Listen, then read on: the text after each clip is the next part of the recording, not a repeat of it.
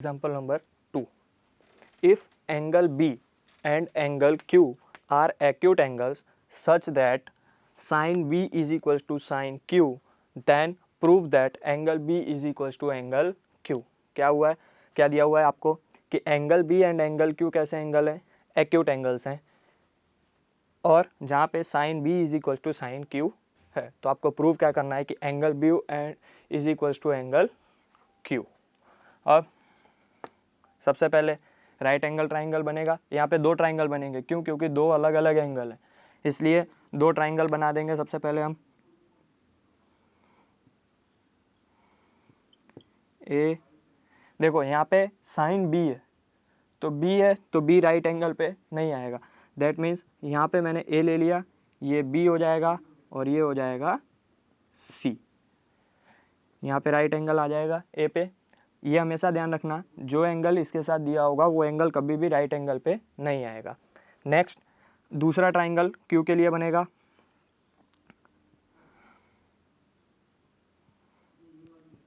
P, यहाँ पे भी क्यू है, तो क्यू कभी भी राइट एंगल पे नहीं आएगा, तो ये क्या हो जाएगा, यहाँ पे आप पी ले लो, ये क्यू ले लो और ये आर ले लो.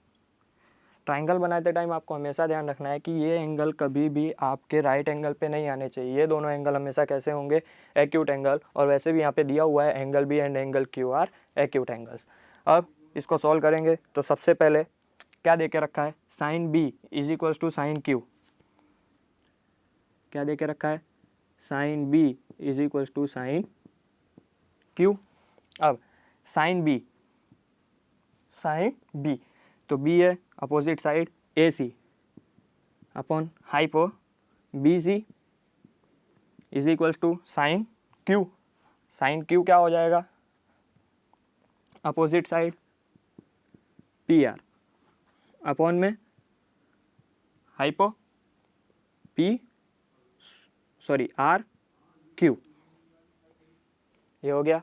अब जैसे पहले एग्जांपल में हमने किया था, यहाँ पे वैल्यूज़ नहीं है, तो हम क्या करेंगे, A C is equals to P R ले लेंगे और एक के मल्टीपल साथ में ले लेंगे. That means A C is equals to क्या हो जाएगा,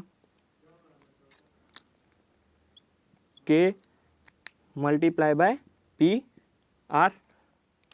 और सेम यहाँ पे B C is equals to क्या हो जाएगा, एक के आ जाएगा और मल्टीप्लाई बाय आर क्यू है या क्यू आर.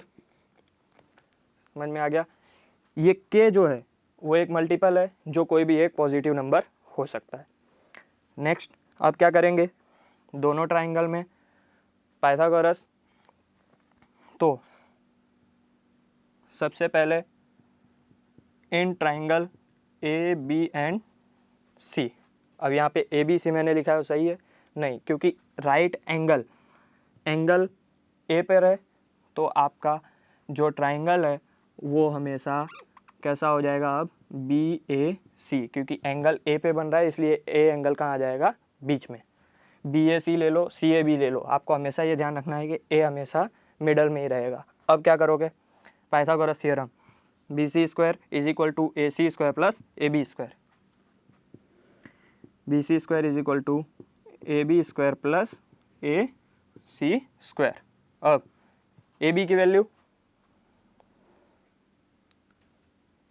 क्या करोगे, अब आप नहीं है आपके पास, वैसे ही रहने दो. बी ए सी की वैल्यू है आपके पास, देखो ए सी की वैल्यू है K into P R. B C की भी वैल्यू है आपके पास, ए बी की वैल्यू नहीं है, तो इसमें आपको फाइंड क्या करना पड़ेगा, अब आपको ए बी. तो बी सी की वैल्यू क्या है, के इंटू क्यू आर. तो ये क्या हो जाएगा, के इंटू क्यू आर का स्क्वायर.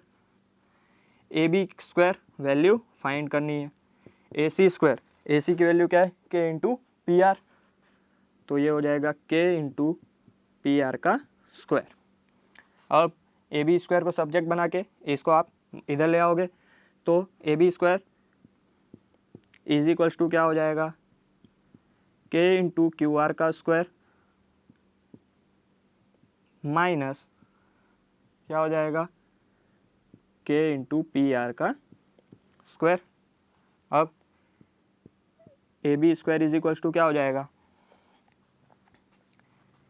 के square into Q R square minus K square into P R square.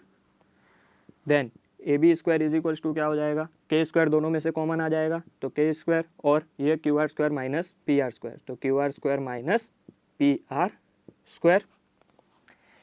ये हो गया, ये आपको ए बी स्क्वायर की वैल्यू मिल गई। अब आप सेम दूसरे ट्राइंगल में लगाएंगे Pythagoras. Then in triangle R P Q, R P Q क्या हो जाएगा, क्यू आर का square is equals to P R का स्क्वायर प्लस पी क्यू का स्क्वायर। क्यू आर का square is equals to P Q square plus P R square. अब यहाँ पे आपको किसकी वैल्यू फाइंड करनी है, अब देखो ये भी क्यू आर पी आर के फॉर्म में है, कोई भी एक वैल्यू दोनों फॉर्म में ले आओ। तो यहाँ पे देखो क्यू आर पी आर है ना, तो आप पी क्यू स्क्वायर की वैल्यू फाइंड कर लो, और Q R square minus P R square है तो Q R square minus P R square कर दो यहाँ पे। तो ये क्या हो जाएगा, P Q square is equals to क्या हो जाएगा, Q R square minus P R square. अब क्या हो जाएगा, इसको ऐसे ही रहने दो, ये हो गया। अब आप रेशियो फाइंड करेंगे। रेशियो फाइंड करने के लिए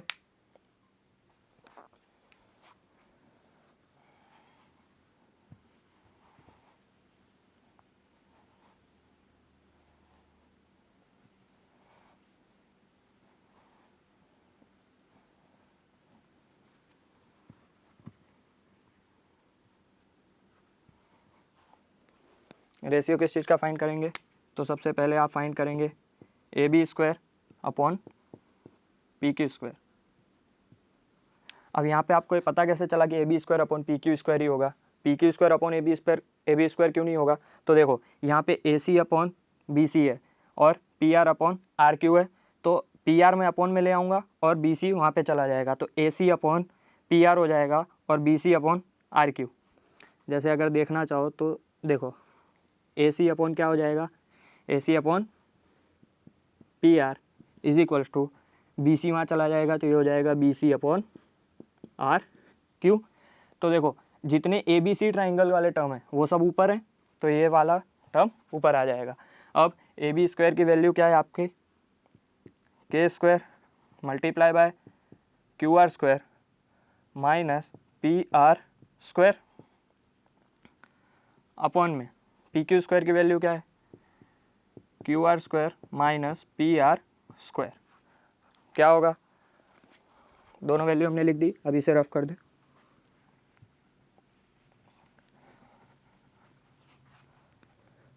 अब क्या होगा, Q R square minus P R square, Q R square minus P R square cancel out हो जाएगा।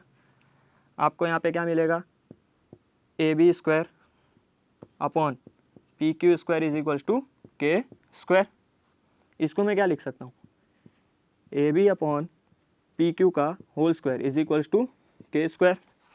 स्क्वायर स्क्वायर कैंसिल हो जाएंगे तो क्या हो जाएगा, A B upon P Q is equals to आपको मिल गया के। अब यहाँ पे देखो A C upon P R, जब आप A C is equal to K into P R लिया हुआ है आपने, तो क्या हो जाएगा, जब ये पी आर अपॉन में आएगा तो A C upon P R is equals to क्या हो जाएगा, ये पी आर अपॉन में आएगा तो ये हो जाएगा is equals to K. Same यहाँ पे भी B C is equal to K into Q R है, तो